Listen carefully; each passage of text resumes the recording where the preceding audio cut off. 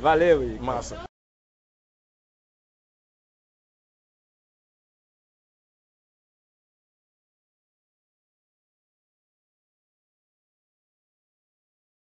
Valeu, Ícaro. Massa.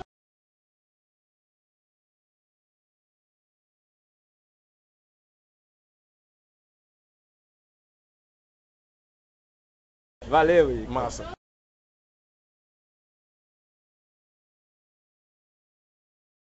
Olha, estamos aqui de novo, depois da grande sucesso inicial que teve aquele clipe que nós fizemos com o Ícaro Tenório, sobre a filosofia criada por ele, que é pós-ficcional.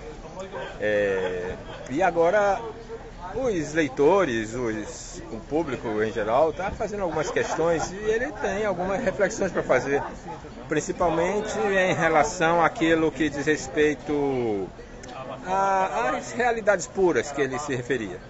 Como foi que surgiu essa coisa, Ícaro? Então, boa noite. Dentre as coisas que a gente falou no outro vídeo, um conceito que foi colocado em dúvida, na verdade foi por algumas pessoas, e foi o único que eu vi contestado em algum momento, foi a questão da realidade pura.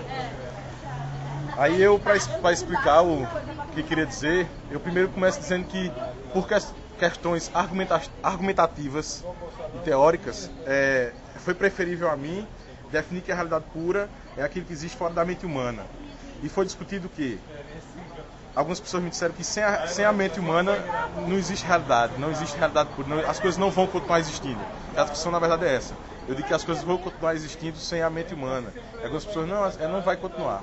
No caso, a possibilidade uma coisa que a gente pode determinar, certamente, é de que se as mentes todas desaparecem, a gente nunca vai ter a certeza prática de que as coisas vão existir ou não. O que a gente pode fazer é teorizar. E a gente tem duas possibilidades teorizando isso. Ou a gente diz que não vão continuar existindo, ou a gente diz que vai continuar existindo.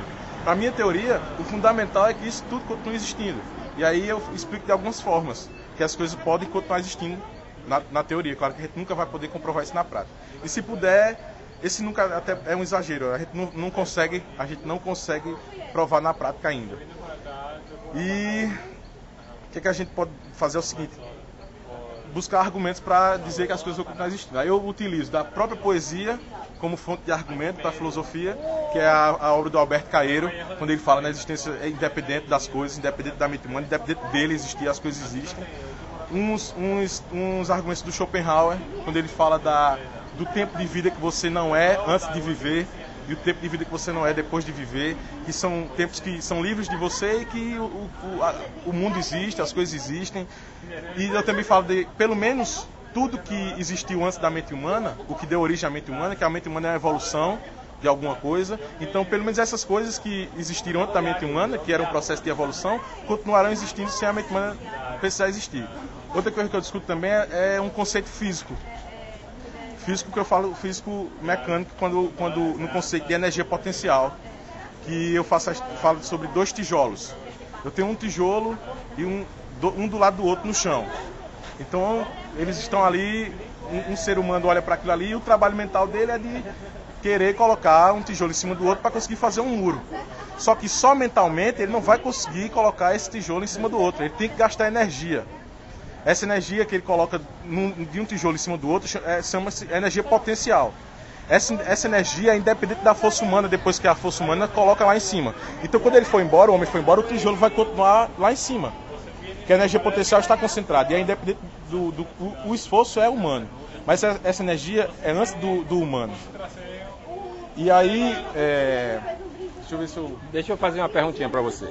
Veja bem, a questão dessa existência ou não da realidade pura depois da morte da totalidade dos seres humanos.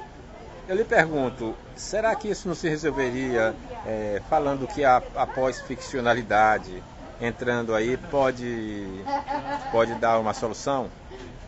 A ficcionalidade da existência. Da realidade pura. Então, eu posso dizer o seguinte: a realidade pura existe de três maneiras. Uma delas é pura. Na maneira que existe pura, pode ser ficcional. A existência da realidade pura pode ser ficcional. Eu penso o seguinte, que essa ficcionalidade é produto de mente. Então eu chamo de realidade pura o que é independente da mente humana. Então a ficcionalidade, ela existe, contanto que exista uma mente humana ou então a criação de uma mente humana, na minha opinião. Para mim esse mundo é a realidade pura, é a realidade sem ficcionalidade, é por isso que eu chamo ela de pura. Os outros conceitos, as realidades e a ficção se misturam. No caso da realidade pura, é a independência das coisas. Inclusive as coisas que o homem constrói.